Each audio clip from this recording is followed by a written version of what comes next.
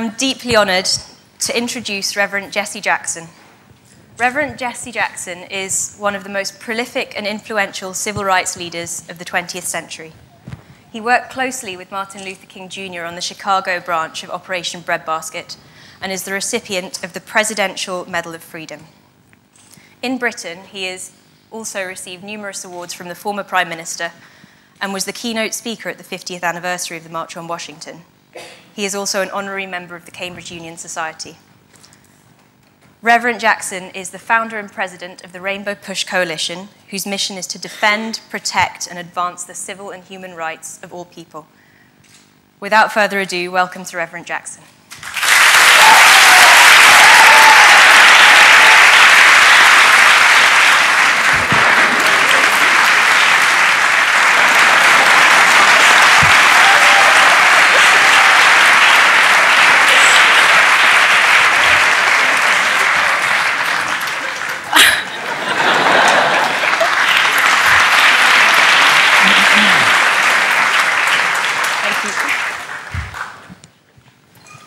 Let me express my thanks for such a kind and generous introduction. I would like to, at the outset, introduce two of my children, not so much children anymore, young adults, with me tonight. Santita, our eldest daughter, who is a television news commentator and contributor, Santita Jackson.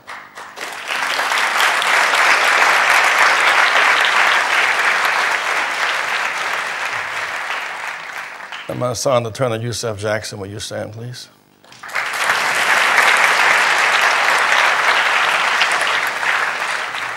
And our International Affairs Director from the Gambia, James Gomez.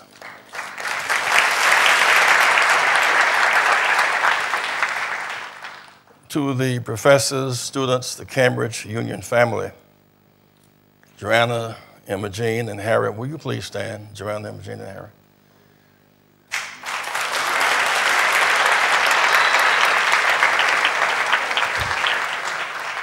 I'm glad to return again to share with you observations about our world, of which there is such swift transition. A world made smaller by science and technology. Its distance has been dwarfed by speed and the internet. There are no more foreigners. So as the world pendulum swings between the fear of war and the hope of peace, tonight let's engage in a call to close the gaps and heal the wounds in our quest for global justice and peace. You are privileged to acquire a world-class education. Thus, you have the burden and obligation to provide world-class service, to make the world better and better off, the price you pay for occupying space on Earth. Even nations, the US and the UK, the most civil political orders are scarred by racism, gender inequality, poverty, and violence. These two great nations have an identity conflict between their real-life values as they are exhibited in daily practices and priorities, and their high principles of democracy that affirm the somebodyness, the worth of every individual. In real life, we are called to a diligent work ethic. Effort and excellence mean so much, but inheritance, access, and bloodlines, formal and informal, mean even more. This is inconsistent with a true merit system. Democracy should affirm fairness and even playing field, one set of rules, and transparency. I was born in 1941 in the middle of World War II. Nazism, fascism in Germany and Italy were driving forces in the world. For too long, they had been tolerated by democracies. By the time we stopped the fascist reign of terror, 60 million people had been killed, 6 million Jews exterminated in the Holocaust, 10 million Russians, 4 million Chinese, 300,000 to 400,000 in Europe and the US. By the time I first went to jail in 1960 for trying to use the public library with my classmates in Greenville, South Carolina, America and much of the world was still under the laws of racial segregation, apartheid, and colonialism and occupation. My father in World War II had to sit behind Nazi prisoners of war on American military bases as the American flag flew gently in the breeze. Blacks were placed behind the Nazis, the military and ideological enemy, but at least they were white. By race, class, or caste, we were not free, but we were condemned and punished because of skin color. Racism presumed that one group was superior, the other inferior. The dominant group would have the first and best of all there is. The oppressed group got the last and the least. Racism is unscientific, is emotionally destabilizing and politically divisive. Racism is economically exploitative. It creates illusions for one group and delusions for the other. It's theologically unsound and theologically a sin. Racism is ungodly. It is a shaky, corrosive foundation on which to build a house or a nation. Even signs are disappearing on the outer layer, but the infrastructure of racism is deeply entrenched. The theory has been largely discredited today, but the aftershocks of the earthquake, practice and policies of unfairness continue and threaten to engulf the whole human family. Today, we are freer, but not equal. Freer, but less equal. The laws of freedom are enforced. Denial of freedom is thought to be distasteful. The laws of equality are as accepted and unenforced. Many of our freedom allies in our quest for human rights are not our equality allies. In the quest for equality in the U.S., we find banks too big to fail or be prosecuted for wrongdoing. From the ravages and waste of the big banks, J.P. Morgan Chase, the colossal giant, just had to settle $14 billion for its misdeeds and schemes of subprime predatory lending, which led to the loss of millions of homes to foreclosures, devastation of families, schools, and businesses. $14 billion in fines, but not one executive or board director prosecuted or declared to be criminal. Too big to go to jail, while our youth languish in jails for crack and marijuana possession. The horizontal gaps of separation have been displaced by the political economic gaps of disparity. Freedom from indignities and public degradation, whites-only public facilities, is only the outer layer of humiliation and barbarism. The systems of exploitation are bone deep, not merely skin deep. Even when we remove the outer layer of segregation, the inner layer of domination, attitudes, and values remain. I'm often asked, am I happy about our progress? I'm delighted with the small measure of progress we've made through the civil rights struggle. I'm disappointed at the force of resistance to change, forces that block progress and do not see the value of evening the playing field. It's hard to appreciate how deep this raging river of injustice is until you engage in the quest for justice. I'm disappointed at the amount of time and risk we had to take for quite simple justice and fairness, using toilets or going to theaters and libraries to win and protect the right to vote. I'm also clear that we have fathoms deep and many years to go to achieve a more perfect union. We continue to face systems of exploitation, economic and educational advantage, where a privileged few continue to be protected by laws, inheritance, and perpetuity. The U.S. and Britain boast of freedom and democracy. They self-describe themselves as the archangels of democracy. The patterns of exclusion stand as glaring contradictions to such a claim. 8 million families and over 40 million Americans live in poverty. 14 million children and 18 are in poverty. 50 million Americans tonight are food insecure. They don't have enough to eat, including 17 million children. We built a jails-for-profit, privatized prison industrial complex that demand 90% occupancy. The Corrections Corporation of America, which operates prisons, is traded on the New York Stock Exchange. 2 private equity firms make $1.5 billion a year in profit from collect calls inmates make home from prison. There's a growth of forced prison labor. Prisoners getting 50 to 80 cents an hour, making everything from lingerie to military retrofits. Some are languishing in jail 3 to 5 years waiting for trial because they're too poor to make bail and get adequate representation. Jail becomes a homeless shelter, a ward for the mentally and emotionally afflicted. The disparities in access to jobs, health, and education are targeted home foreclosure bound in the U.S. tonight. There are 3 million blacks and ethnic minorities in the UK today, growing to some 8 million in the next decade. 22% are living in poverty. In large degree, they are marginalized and like the U.S., forced structural inequalities in criminal justice, education, employment, health care, nearly every social, economic, political, and educational category in the life of Britain. This is not natural, this is social. In 2008 and 9, 13.5 million people in the UK were living in households below low-income threshold.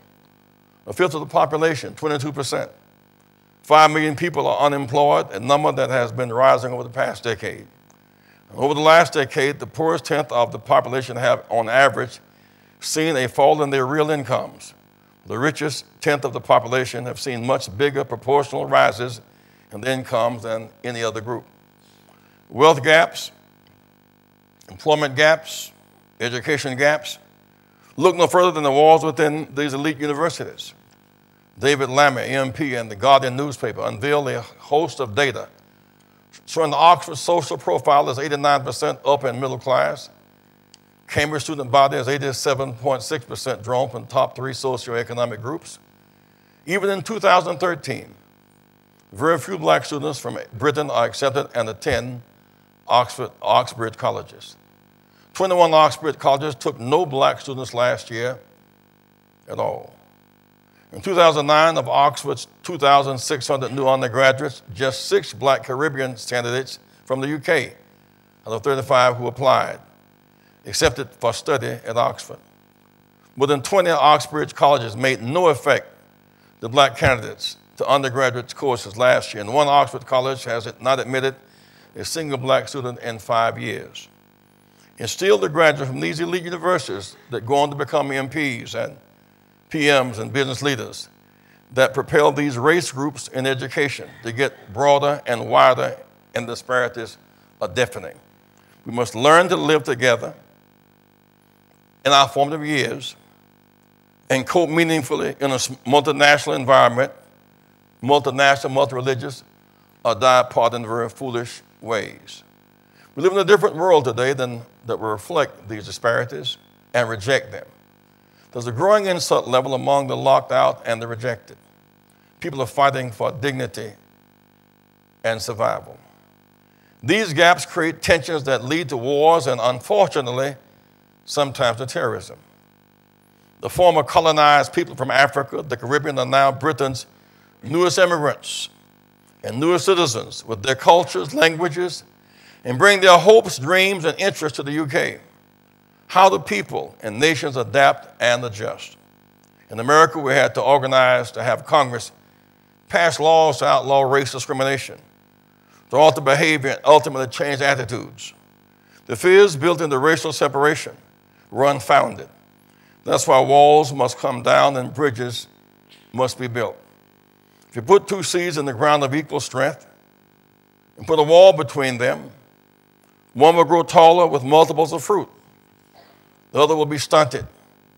But the seed does not determine their height, but the wall that denies access to sunlight, something called photosynthesis. When walls come down, everybody can grow, and healing takes place. How should people and nations adapt and adjust? With acceptance and inclusion, we'll all become more and more secure and better off. Not by pushing off and away, restructuring barriers of exclusion, blaming immigrants for the global and European economic and job crisis, or seeking to ban immigration to Britain and inflaming racial, religious, and ethnic tensions. Your generation now relate to Britain's new immigrants as neighbors, as classmates, business partners, MPs, and voting partners. As their population grows, so too will their voting and political power and their demand for equality and a level playing field. So forging a new UK, one that is inclusive and sets a level playing field for all of its people, brings forth new challenges and opportunities. As the UK and Europe seek to reemerge and restore their economies shattered by the global banking crisis, it should not be at the expense of Britain's black and ethnic minority or immigrant population. Working with our allies in Europe, we use the term economics, coined by our British Rainbow affiliate, Economics UK, which is a fusion of equality and economics. An approach is that focus on race and economic equality for the broad masses of people. But social inclusion is predicated on economic inclusion, but social justice is dependent on economic justice. Globalization. Today we're caught in a global economic crisis. We've globalized capital, but we've not globalized human rights. We've not globalized workers' rights, no women's rights, no children's rights, the rights for children, for environmental security. Globalization.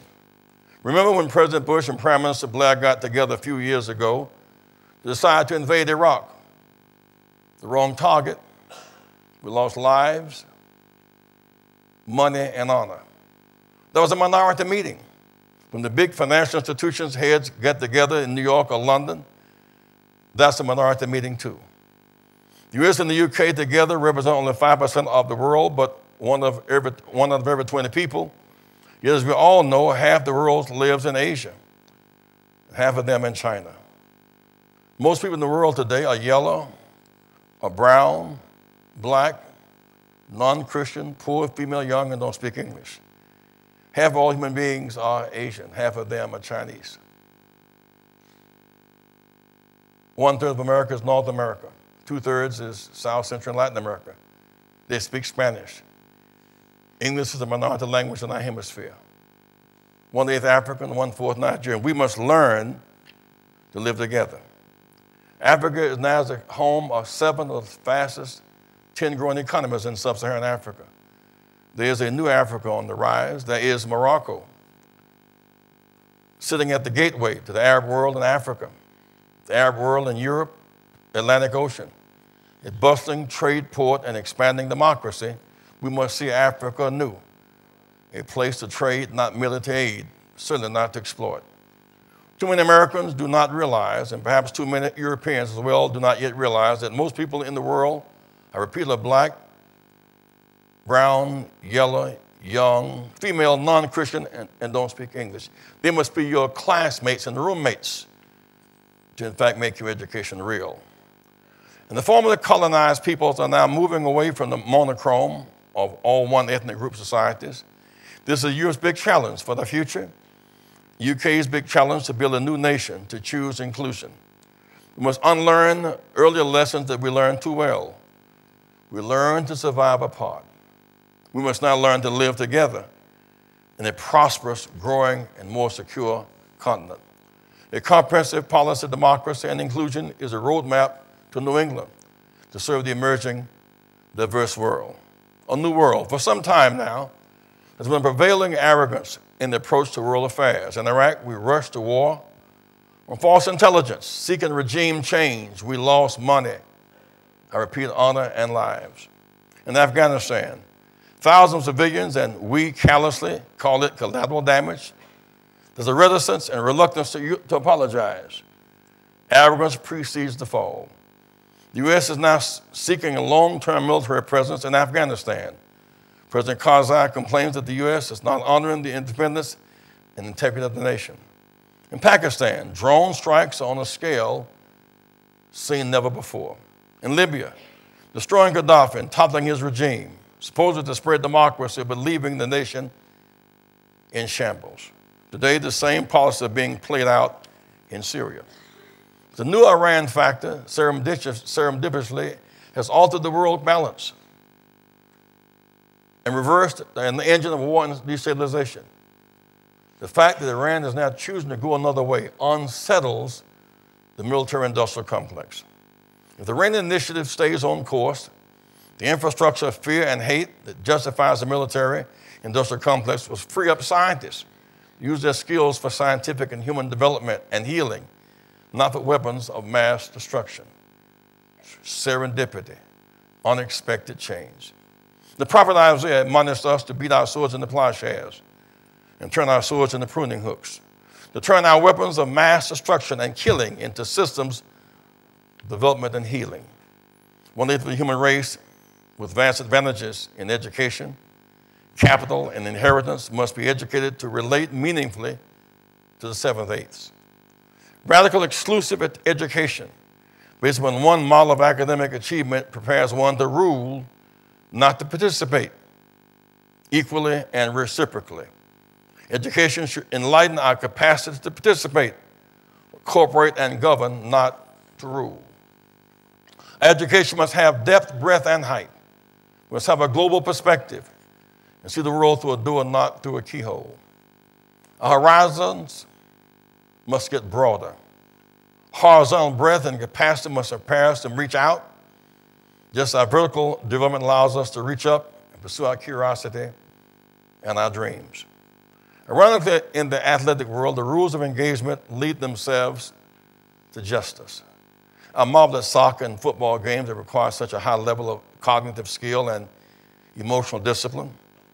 Whether the team is in England playing a team from Africa or South America, the games are so exciting and competitive and draw millions of fans from across the globe. When Chelsea plays Manchester United, the scores may be tight, emotions are intense. We live with the outcome of the game because whenever you have an even playing field, public rules, clear goals, fair referees, we can live with the outcome. Even playing field, public rules, clear goals, fair referees, and an even playing field. These same principles must apply to our educational, social, economic, and political life. The too many walls that retain inferior-superior dynamic. Our world today is hounded by racism, poverty, and war. Remedies like affirmative action, or it's called positive discrimination, are rejected. The ultimate affirmative action plan, the post-World War II Marshall Plan, on the other hand, was accepted as necessary for the world. Targeted, long-term, low-interest loans to rebuild Europe. In the end, the key to peace, besides having a good mind and the will to harmony, is to have a strong character. Nearly half of the world's population, more than 3 billion people, live on less than $2.50 a day. More than 1.3 billion live in extreme poverty, less than $1.25 a day. 80% of the world population lives on less than $10 a day. Over 1 billion children worldwide are living in poverty. 22,000 children die each day due to poverty. More than 1 billion people lack adequate access to clean drinking water. Jesus measured character by how we treat the least of these, how we treat each other, not by what we have, but by what we share. In my faith at its best, how the least of these and those left behind is a measure of character.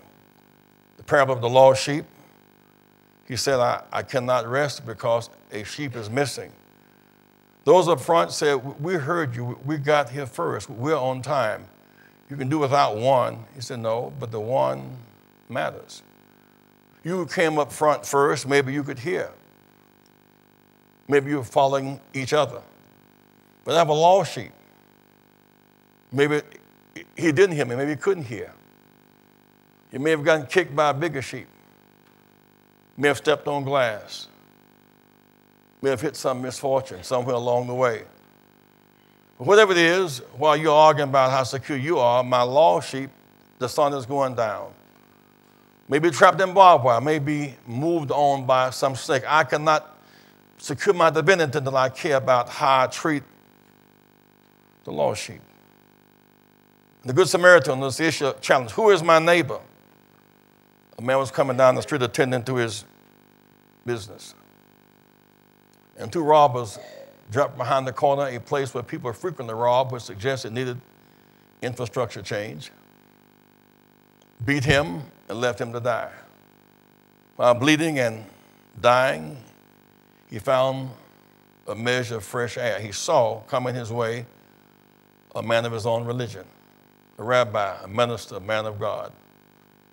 The Bible says he went to the other side of the street and kept walking. Bible in one hand, prayer book in the other, heavenly, looking but held bound, not caring for the poor. He saw another member of his own ethnic group coming. He went to the other side of the street and kept walking. But a man from Samaria, another religion, another culture, another language, kept him up. Beyond color, beyond culture, is some call character. And so I challenge you tonight here at Cambridge, you must dream. Dream big. Every child, based on ability, can get an education. Dream that they have access to the best education. Dream that every child will have drinkable water and food for the body, education for the mind and art for the spirit. Dream of a world without war. Not long ago, Mandela was in jail. Not long ago, Dr. King walked these streets. Not long ago, Britain was under occupation. India was under occupation by Britain. But since that time, we see a new leader called Mahatma Gandhi, a moral authority, not a general. We see a new Martin Luther King, not just a Southern preacher, but a prophet for our time. A Mandela, no longer called a terrorist, but a leader of great moral authority. Dream. Multiracial, multi-ethnic, multi-class classmates where you grow and learn together. Live together to make a better world together. You have that task and the opportunity to define and create your world. You are Cambridge. When people hear that name, they think that you are bright, that you do essays, that you can read and write and think. On a Cambridge lawyer, Cambridge doctor, Cambridge philosopher. People around the world, they hear Cambridge, something lights up within them. But let me leave you with this tonight. In the end, people look at you. People who seek drinkable water and hear you're coming to town. Who want food and hear you're coming to town. We need a good lawyer and hear that you're coming to town. You are the hope of a new world order. Remember, people care that you know. You went to Cambridge, you know. People care that you know, but ultimately they know and must believe that you care. People care that you know. Ultimately, they must know that you care. Thank you very much.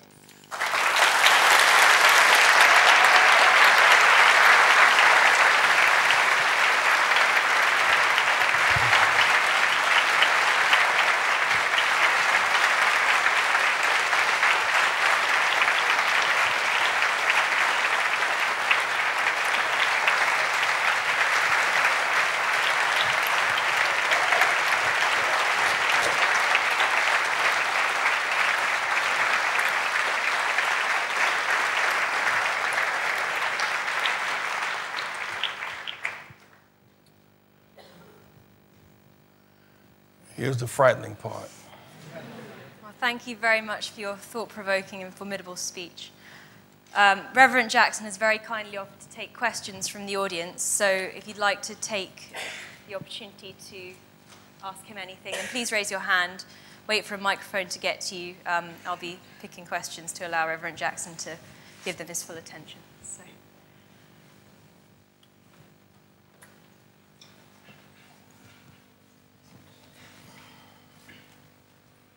Hi, Priscilla Mensa, Girton College. Thank you so much for speaking. It's a true honor. Thank you. I know you're working closely with Simon Willey in Operation Black Vote, hoping to try and mobilize the black vote in the UK by 2015, as the BME vote here could be a swing vote in the next election. But how do we go about mobilizing a black conscience in the UK? My education, my black history education, wasn't even centered on the UK. I couldn't even name you people who are admirable here, but I could name you, and I can name Martin Luther King, I can name Malcolm X, because there's not a conscience here, a black conscience. How do you feel you can mobilize the vote here? How do we mobilize the vote here and make people care about our identity? Well, first of all, let me congratulate you for having pursued the academic rigors and the like to get here. The fact that when you go home, people will care that you know. They must know that you care, and that's significant. We must raise the consciousness of people. And in the end, while blackness or whiteness or Jewishness or Arabness is important, when the dust clears away, it's direction, not just complexion. And blackness can be a consciousness, not just a skin color. There must be a flow toward justice, a rejection of injustice. Whites here must see the advantage of having black and brown classmates. We didn't know how good baseball could be until everybody could play. We don't know how good soccer could be until everybody could play. The same is true with classmates whose strength may be less an essay, but more humanity. Essays matter. Humanity matters. A broad-based experience matters. Being able to cope matters. And so as we engage in this voter registration across Britain, those who care to wipe out malnutrition, those who care for more schools and fewer jails, those who care to stop rising violence must join together and choose that direction. And I'm anxious to meet with some of you black students tomorrow morning, I understand, to talk in more detail, because part of your mission is to challenge the school to open up and include more blacks from Britain and around the world.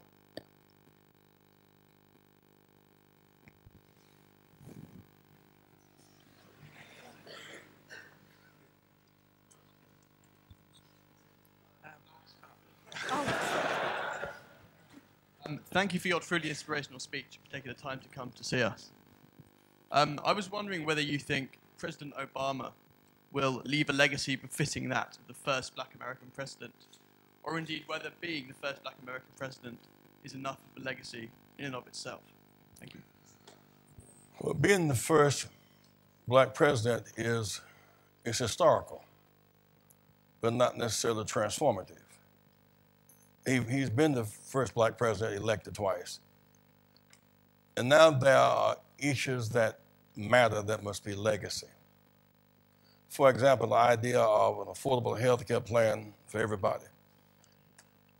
In America, 47 million Americans have no health insurance. 47 million have no health insurance. Another 50 million have very little health insurance. Whatever one says about the health care law, it's morally right to make insurance available for everybody. It creates some consternation because it creates a redistribution in the cost factor. The insurance companies have a very heavy hand to play in it. Been some resistance to the idea of mandatory. But when all is said and done, we'll have, this law will not be repealed. And I would like to think that is a part of legacy, moving toward a single-payer comprehensive healthcare system. It's a step in that direction. When he came in office, he promised to end America's involvement in the war in Iraq. That has happened. But Iraq is now in shambles because of the arrogant position taken by Bush and Blair, and they now know it was the wrong target. Thousands killed, billions spent, but neither would dare apologize for the error, just the arrogance of power. The American auto industry had gone almost out of business. It's number one again. It's bounced back. But much of the bouncing back has been the globalized industry and left many people within the country yet in shambles. I would think that the ultimate legacy must be of the president is to revive a war on poverty. Too few have too much. More billionaires than ever before.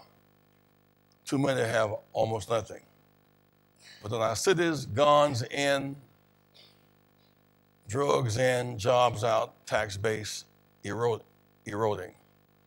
And therefore, jails become the safety net for the hurt and the disenchanted. So he still has 3 years to do that. one must accept the fact that the odds that he's faces are very different odds. Never before have we had such violent personal attacks on any president. You're not an American. You're not a Christian. You're not born here. You're not one of us. The attempts of marginalization. And the day that he was sworn in, they met to make that plan. It didn't stop re-election, but it has stopped key legislation. For example, we could have, as an energy policy and a job policy, more fast rail, light rail. The Americans make the steel, lay the rail, drive the cars, connect people where jobs are. The governor of Florida said, we will not accept $50 billion of money to build fast rail because Obama's name will be on it. You connect from Miami all the way to Tallahassee. The governor of Wisconsin will not connect Milwaukee and Madison and Milwaukee and Chicago.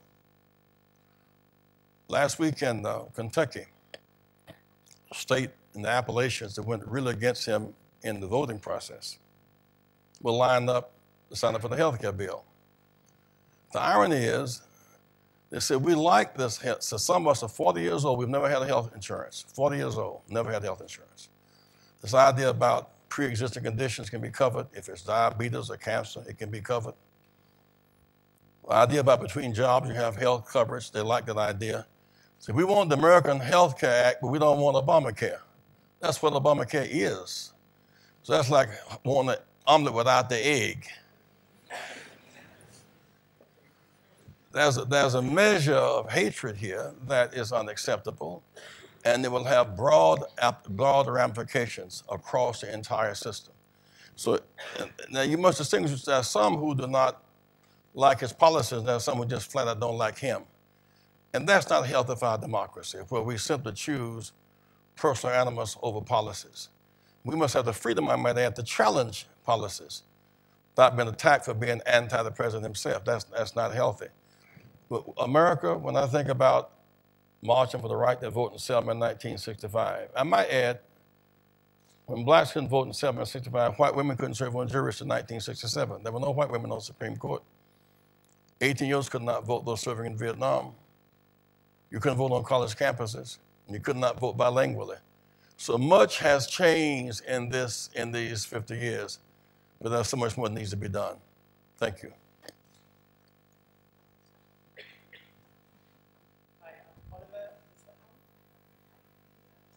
Hi, I'm Oliver, Queen's College. You've spearheaded some of the most important civil rights and justice movements of our time, but surely you faced a lot of opposition along the way. Was there a time where you thought, okay, this is it, I can't do this any longer?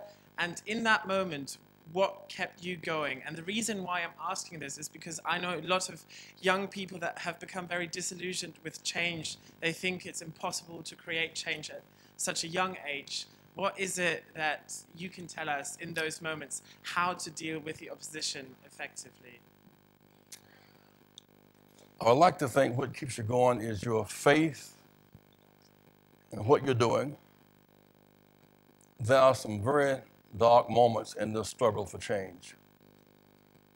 But know full well tonight, if this entire room were pitch dark,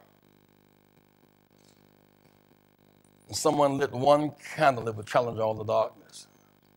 Within each of us is that light that can get us through darkness. That's one part of it. The second part of it is that you must see the forest, not just the trees. A given tree can just simply say, we can't go any further. But step back and look at a bigger picture. Every now and then I get challenged in terms of my spirits. When I think about my father coming from World War II, honorable discharge, had to sit behind Nazi prisoners of war on American military bases. That's so far away, it is as if it never happened, but it did happen. Now think about going to jail with 7 classmates trying to use a public library. I left university to come home and had to do a speech with 25 annotated bibliographies and had to write it and memorize and all that. So I rushed immediately to the library for the colored. And Mrs. Smith said, we don't have enough books for what you're asking, but my friend at the white library, well, she has those books. I'll call her and write her a note, tell her you're coming. So I ran all the way to the white library through the back door, which I was escorted to. And 2 police just happened to have been with her, like police hang around libraries. And I kind of missed it at first. I said, well, here's my note. She said, I expected you to come, which means she had called the police. That's what it really means. I said, I need the books now. She said, 6 days. Well, it was 6 days off my first Christmas vacation. I said, well, there's 2 of us in the library. I need the books. I'll go down in the stacks and get them now. She said, 6 days. I said, but 6 days is like, it's just a 2-week vacation. Police said, you heard what she said, and I got it. And I backed away and I cried. But even through my tears, I said, this summer, we intend to use this library. My tears will not drown my dreams, not my ambitions. We're going to use the library. It may mean sacrificing going to jail, indeed, as we did. But it means that something. You got to go a step beyond what's ordinary to make it happen. I cannot help but think in these dark moments when Dr. King was killed, which was a very dark moment. His words were, don't let one bullet kill a whole movement. You cannot give the killer the satisfaction. You stop the struggle for justice. It's kind of what Mandela is saying. You cannot let a jail cell and my being in prison stop the quest to end apartheid. It's looking at the bigger picture. Now, look back over these 60 years from not being able to vote now to 43 African Americans in the Congress and about the same number of Latinos in the Congress, women on the Supreme Court, women senators and Congress people. I was looking at the film the other night. President Johnson was speaking to the Congress on civil rights in 1964. That was the year before the Voting Rights Act. It was like an almost all-white male Congress. It looked like a 17th century textile show. But today, you know, it's black, it's white, it's brown, it's Asian, it's male, it's female, it's gay, it's straight. All that's taken place within the last 50 years. And I want this country, with all of its greatness, not to resist achieving the greatness that is yours to have. The idea that you would have 20 schools with no blacks in them in this university is an abomination. The fact that some school has not had a black in 5 years cheats you. Because you need to know how to relate to people across lines of race, culture, and religion. Your degree is altered by lack of exposure. So you have a degree from Cambridge and you have all the A's. You're sent to Uganda and you have color jitters. You're sent to Nigeria, 1/4 of the African family. You cannot relate easily to people of color. It means that in your form, you were not educated to live and cope. When President Clinton ran against Bush and, was it McCain? Bush and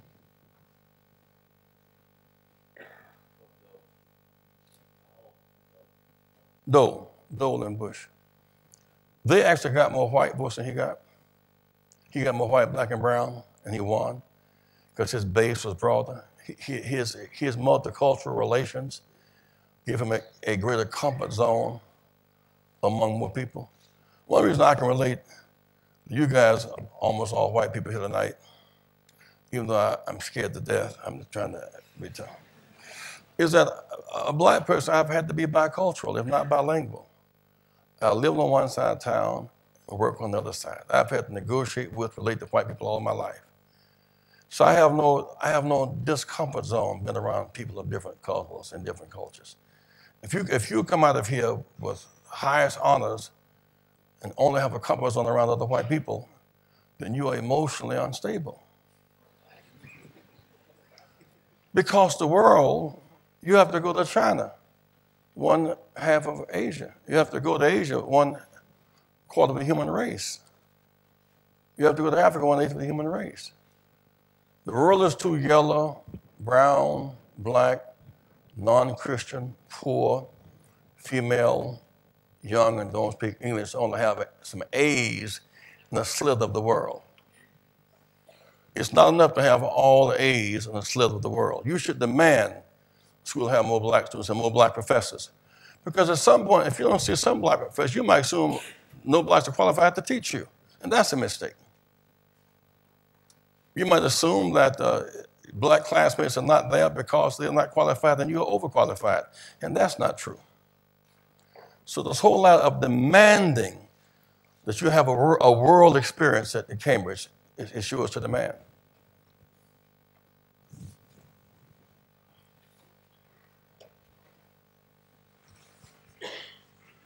Good evening, Reverend Jackson. Thank you for your speech earlier this evening.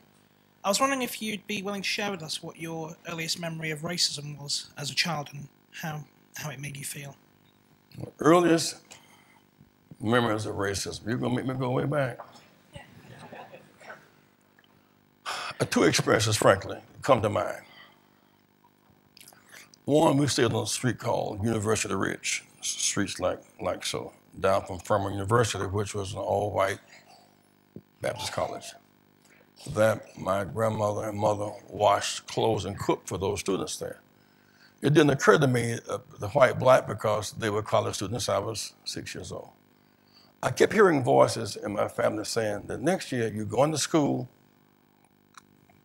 you're ready to go to school and have classmates and be ready to go to class and behave and all that. I could see from my front porch a school, maybe a mile away. We used to pass the school when we walked downtown because it was a nice little red brick schoolhouse. It had tulips in the front, grass, and always well cut, and had merry-go-rounds and sliding boards. It was exciting. We had none of that in our neighborhood.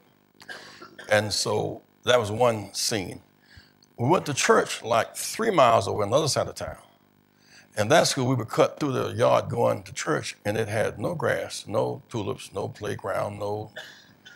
And so they said, go to school. In my own mind, at 5, moving on 6, I knew I was going to that school. I remember very distinctly stepping down those steps that morning, my mother doing this to me, and I knew I was going to that school and not that school. I knew instinctively. I knew already what it meant to go to the school further away, with more risk, less security, with no grass, no tulips, no playground. I couldn't go to that school because that was a white school. That was racism. I couldn't interpret the language as such, but I got that. A little later, my grandfather used to sell wood and coal. And he would let me sit in the front of the truck.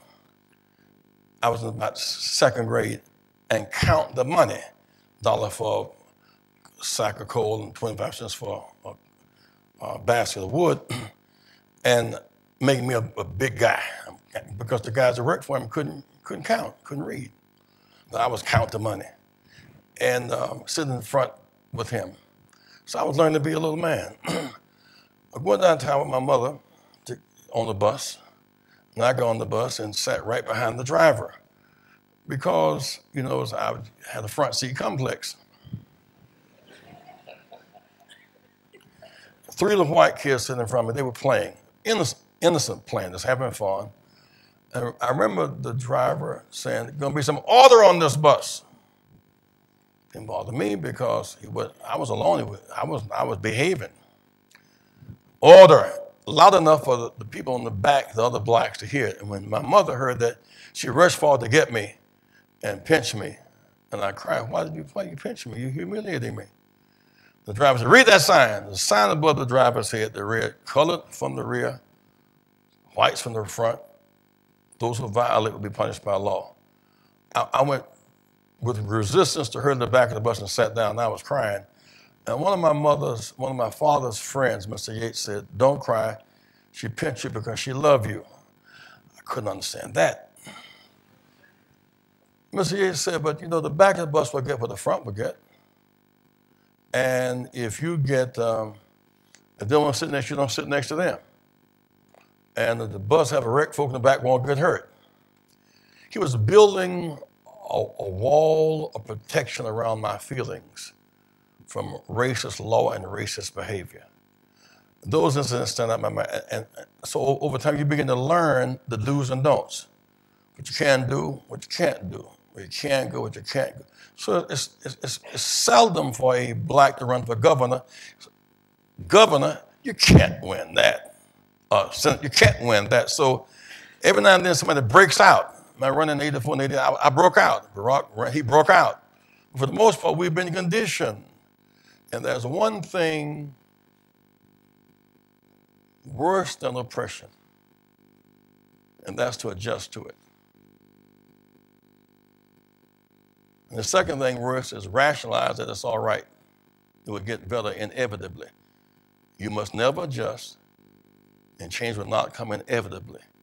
If you want black classmates and roommates and professors, it will come because you demand it. The cultural habits of the school are too great and too deep to change automatically. They change because you demand that you might have a fuller, broader education.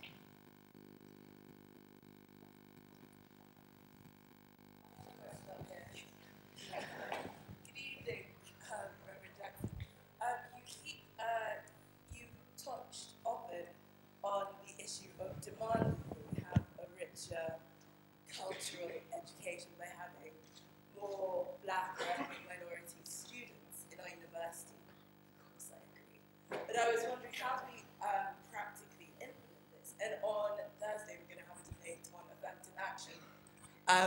And I was wondering what your thoughts were on affirmative action, the thorny issue that it is.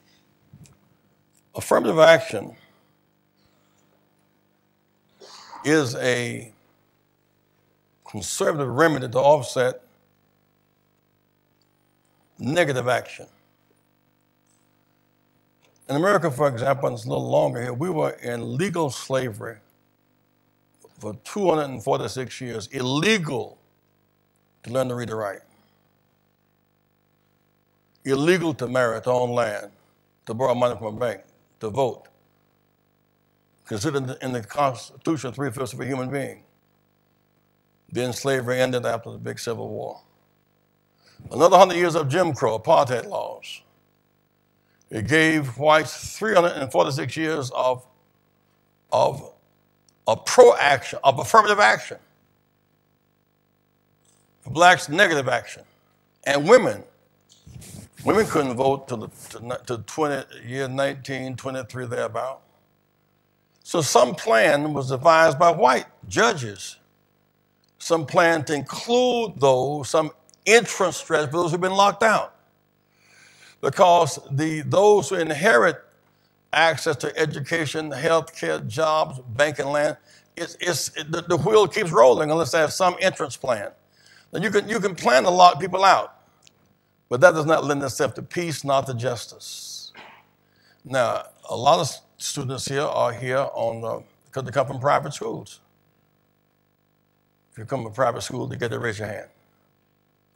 Raise your hand, perhaps. Now, that does not mean that something's wrong with you, but it does mean that those blacks who cannot afford those schools can't compete. It's not something wrong with them, it's something wrong with their formative education. If it is in Britain's national interest to make a peaceful, broader, bigger economy and more security, it must find a way. Because blacks being locked out is not natural, that's social. We're not locked off the soccer team. We're not locked off of the track team, the basketball team. Why do we do that so well? Because in our formative years, we learn how to basketball, soccer, and run track. There's nothing that says we cannot learn the same thing about reading, writing, counting, and computing. So we do what's in our national interest. And I say it's in Britain's national interest to become a more multiracial, multicultural democracy. That means that identifying students in these public schools early on who have that little extra pep in their step and beginning to set their sights so coming to Cambridge or coming to Oxford. They can make it if given the opportunity.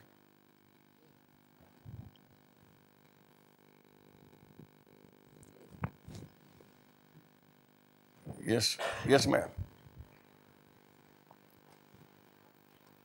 Hi, thank you very much. Thank you very much for speaking this evening.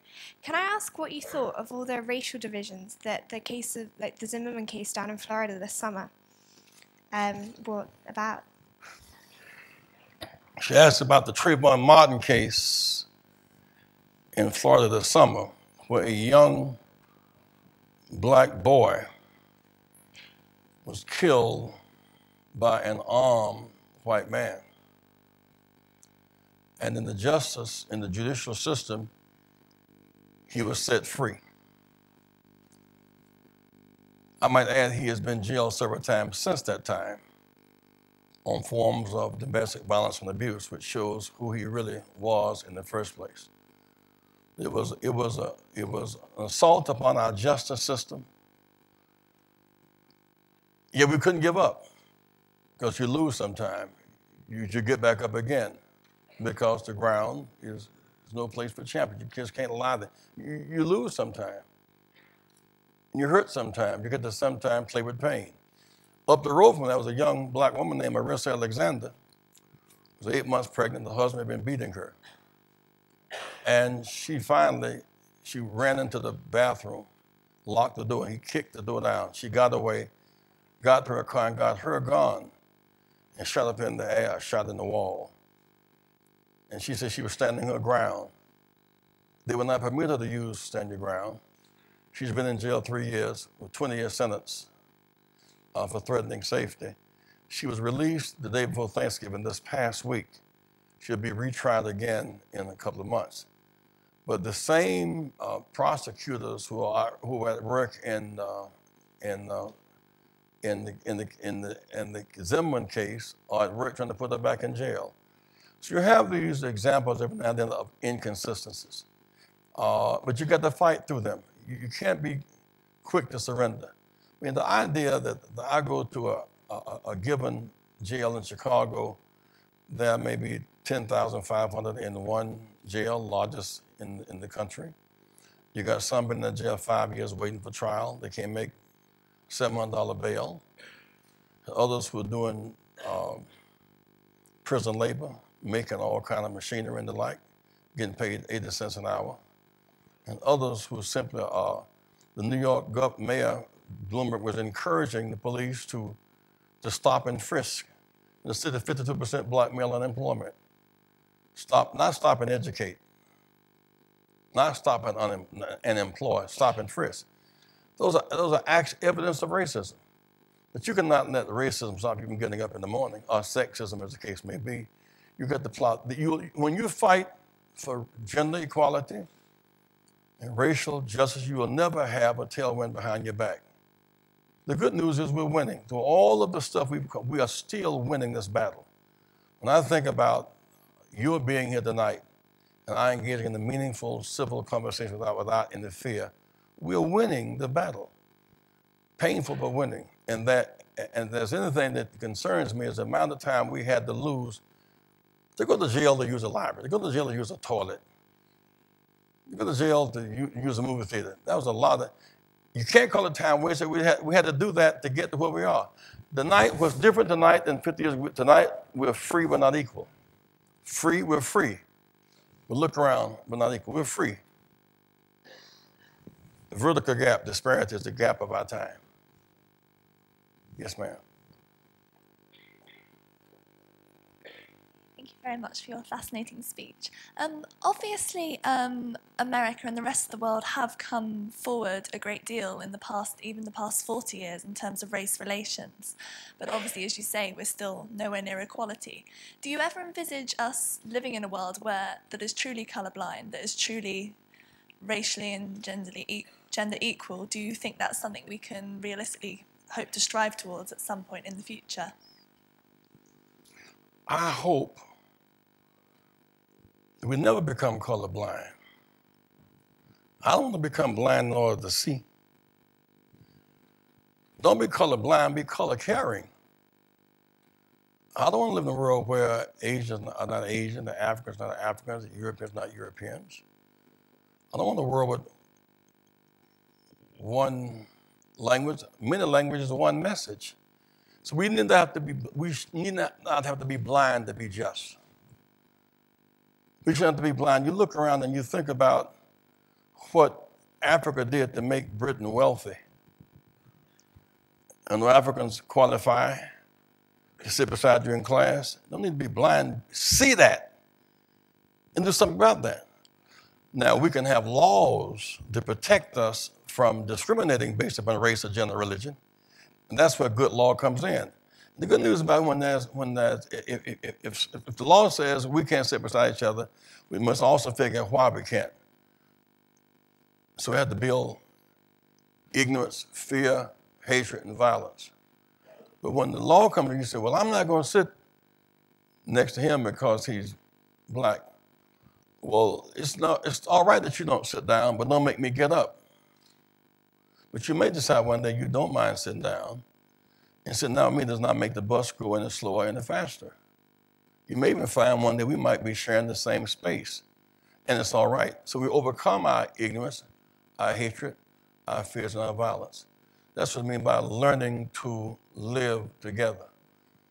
And that is a part of our challenge. Now, if you never go through that experience, you'll live behind the walls of ignorance. Don't wonder why they are not here because I make good grades, they make low grades. Why are your grades so great and somebody else's grades so low? Is it because you're superior and they're inferior? Why are their grades so low and yours so high? Ignorance of why. Aren't you curious to know why your school has, beside the admission officer explaining that they didn't apply in time, because they didn't score high enough on the test? Why didn't they score high on the test? Is there a natural deformity, or is there a social disorder? If it's a social deformity, let's address the social problem. Because you're going to create a gap between, what I mean by I keep talking about structural inequality. There's not one black Coca-Cola franchisee in America. Because when they distribute all of the franchises, they keep them on into perpetuity. 20,000 auto dealerships, 200 black in the whole country. And when they did the cutback, those who had them got retained. Those who came in last got knocked out first. We're not protected by law. Just law matters. But it all makes it, we now feel good about the fact that America looks at them and says, we wouldn't have any moral authority to speak to China about democracy were not for the Civil Rights Act of '65. We wouldn't have had the moral authority to speak to South Africa about apartheid if we were still running apartheid. Our moral authority comes from our being just and being inclusive. Ooh, yes, sir.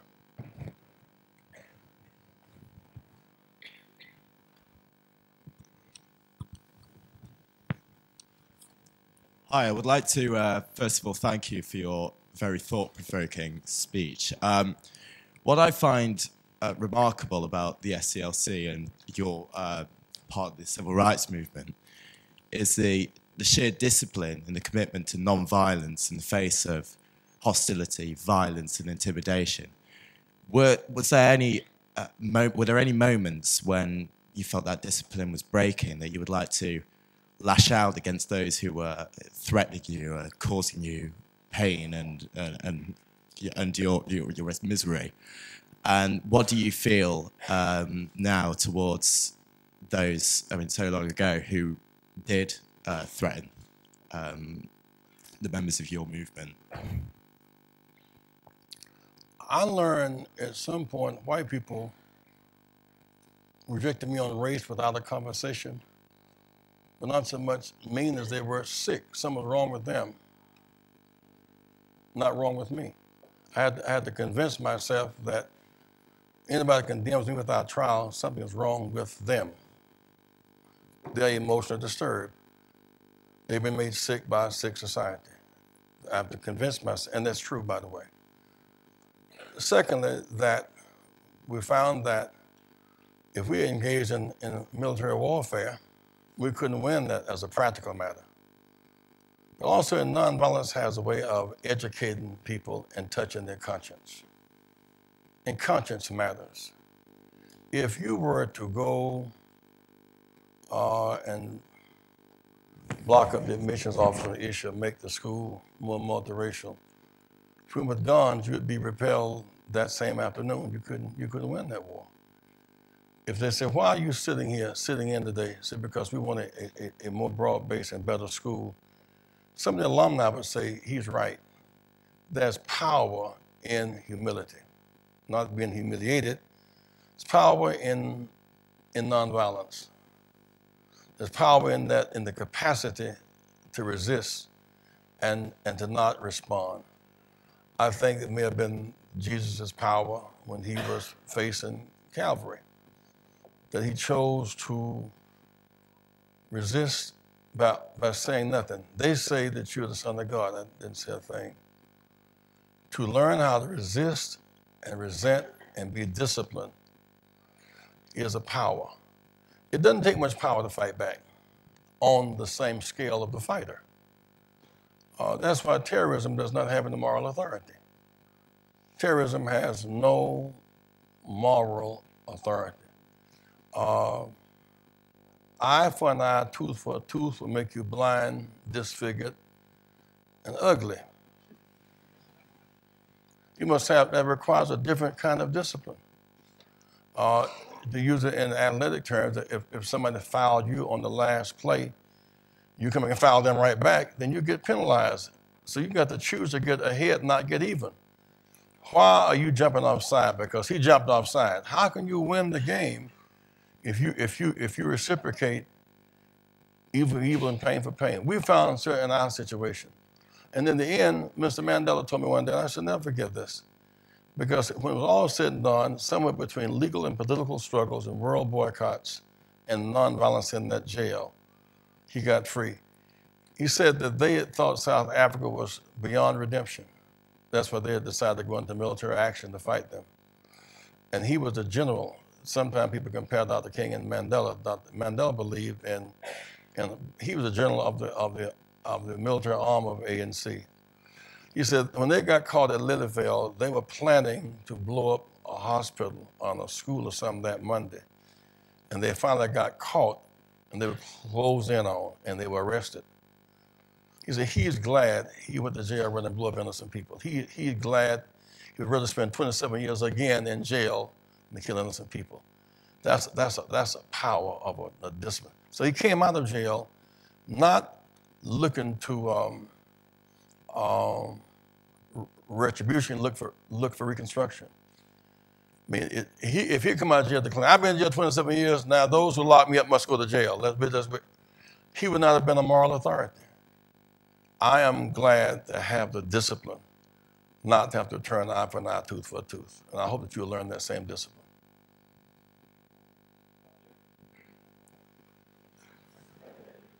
Yes, sir. I hope y'all gonna feed me when this is over. I'm sorry. No problem. I'm Andrew Kim, Selwyn College. Given that so much of the opposition to the gay rights movement is coming from the Christian church, what is your role and some of our roles as straight Christian allies in supporting the gay rights movement? Well, we live in our faith. We live under the law. If you accept the position, equal protection under the law, then human rights for all human beings measured by one yardstick. And no one under the law has a right to determine somebody else's fascination or somebody else's love relationship. You just don't have that right. It may not be your appeal, it may not be your value interest, then don't engage, but you don't have the right to deny someone else the right to make that choice. After all, freedom of choice, part of what makes our democracy work. People are all over the place on that issue, but people are increasingly respectful of other people's rights and relationships. When I was a kid growing up in South Carolina, if a black and a white developed a relationship, they'd have to escape and run up north. But now it's kind of commonplace. The whites and blacks intermarried, date on campuses. The blacks vote, what will it mean? It means some people vote, some people won't vote. We have to grow out of these inadequacies. And I think that being able to affirm relationships is a matter of growth, in my opinion. Oh, no. That's okay. I'm the maker. That's like writing 3 essays in an hour. Essays. Y'all write essays around here? Oh. 1, 2. No.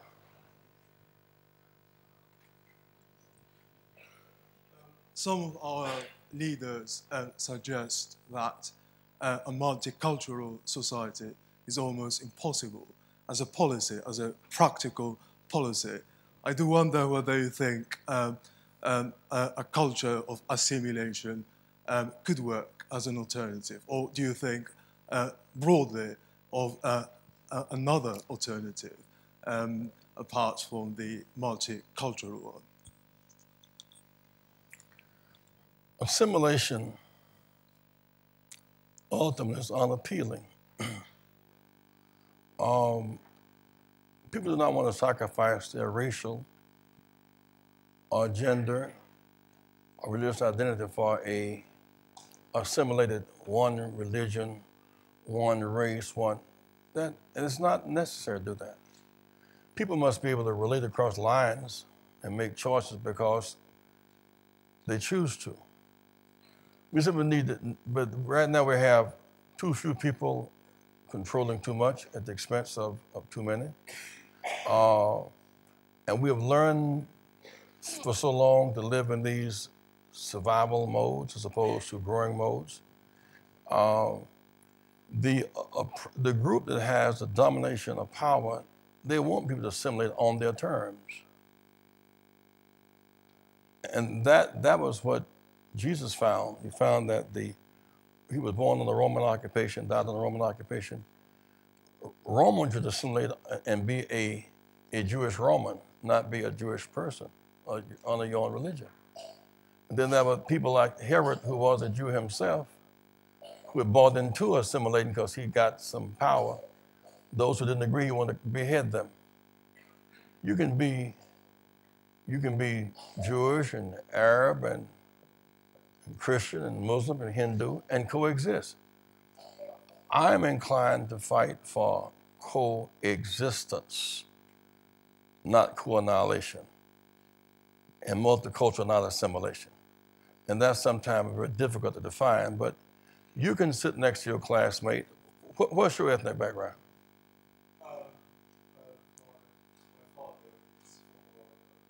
All right. What's your ethnic background? Yeah.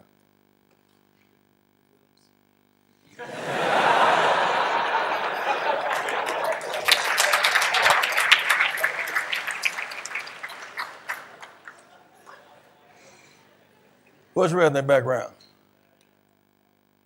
Huh? Your father what? All right. Well, don't y'all just get along rather than melt? Just get along. I mean, because I don't think either of you are going to assimilate. I think you're going to coexist and share each other's experience. And to me, that is the beauty of multiculturalism. Because we look different, we talk different, we have different experiences. But that does not mean that does not make me want to be colorblind. I don't want to be colorblind, I want to be color caring and color conscious, not at the expense of somebody else. And what I like about the athletic analogy is that what makes the game so great and so exciting is that the playing field is even. If on American football, if blacks had to run 12 yards for a first down, and whites had to run 8 yards because they inherited some yards, that wouldn't work. Repeat, say whenever the playing field is even. Even access to education, health care, jobs, contracts, land, banking, whenever the playing field is even and the rules are public and the goals are clear and the referees are fair and the score is transparent, we can all get along.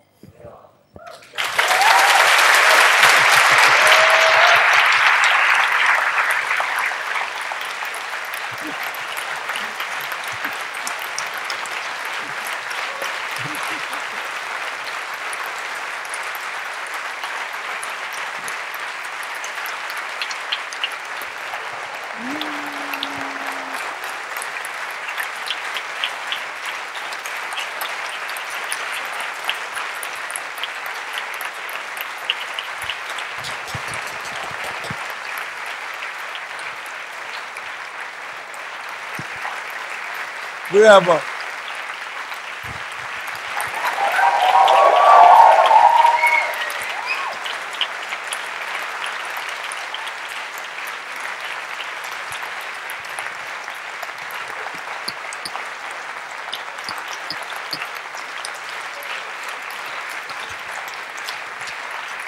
we have a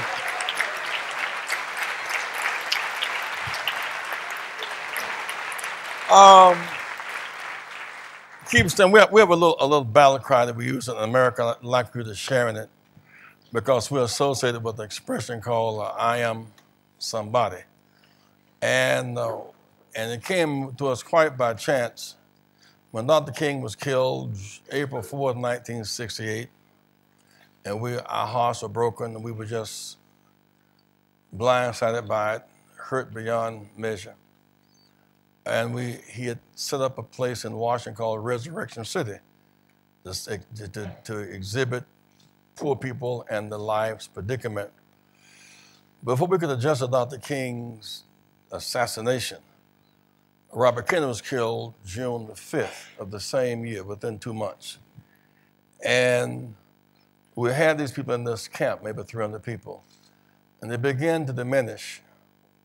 And it seemed the White House had turned this back on us because they didn't have to deal with us. Dr. King was dead. The Congress ignored us. And I've been asked by Dr. Abernathy to be the mayor of this makeshift place called Resurrection City. And people looking up at me to give them something, a way home, a bus ticket, or some money. I had nothing to give them. I remember a book I read many years ago, prior to then, by Dr. Howard Thurman called Jesus and the Disinherited. And he said that when your back is against a wall and has been reduced to its irreducible essence, and nothing else in the world that you have, you stand naked against the world, you're still somebody. Where there's life, there's hope. So where there's life, there's hope. Where there's hope, there's infinite possibility. So as I look at these people, I start saying, I am somebody. Like I matter. I may be unemployed, unskilled, I may not have a job, but I am somebody. I will not surrender. I will not commit suicide. I am God's child. And they begin to respond, and they gain strength by self-affirmation, and then group affirmation, and then conditional affirmation. So I want you, since you're here tonight, to say, I am. Somebody. I am. No, a little louder. Say, I am. Somebody. I am. Somebody.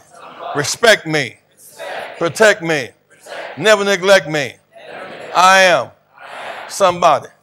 Now, one thing you must know is that I got some Oxford students who are angry with me because I came here first. So I got to deal with this Oxford thing. Say, I am. Somebody. I am. Somebody. Red and yellow. Brown, black, and white. We're all precious in God's sight. Everybody is somebody. My mind is a pearl. I can learn anything in the world if my mind can conceive it and my heart can believe it. I know I can achieve it. Stop the violence. Save the children. Stop the violence. Save the children. Keep hope alive. Keep hope alive. Keep hope alive. Keep hope alive. Cambridge, #1. Let me hear you scream.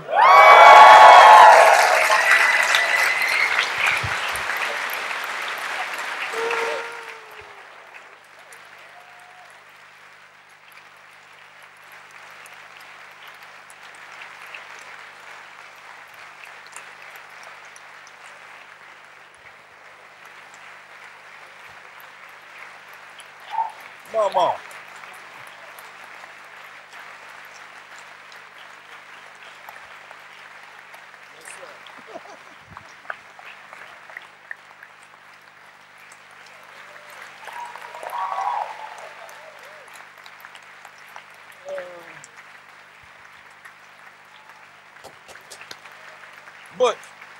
But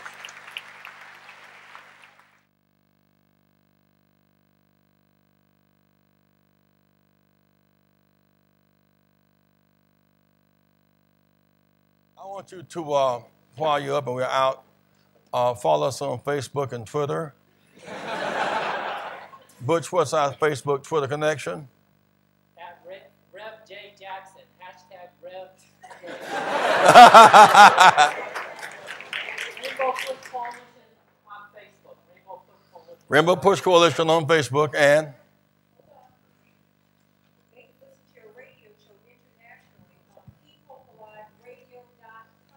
every Sunday morning, which is like 1 o'clock here, right? Yeah, it's 1 o'clock here. KeepHopeAliveRadio.com every Sunday here from 1 to 3. We're doing a live radio program. And now back on this Twitter business. Said, come on, Butch. At Rev J Jackson. Now give me let me tell them why I need help on this. Give me my phone.